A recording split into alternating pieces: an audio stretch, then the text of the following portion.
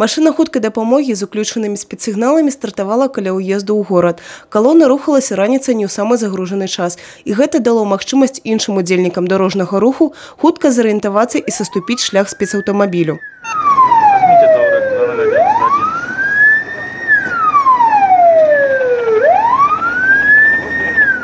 Вось таким недисциплинованным водителям супрацоўнікі Дзяржаўтаінспекцыі нагадали, машины спецтранспорту маюць на дорозе приоритет. Эксперимент носил профилактический характер, и поэтому участие в прогоне приняло минимальное количество машин. А с водителями автомобилей, не уступивших дорогу спецтранспорту, с включенным проблесковым маячком, проводилась разъяснительная беседа. Штрафные санкции не применялись. В целом водители дисциплинированы. Аднак не заўсёды. З пачатку года ў Брэсце адбылося 3 дарожна-транспартных здарэння з удзелам машин хуткай дапамогі.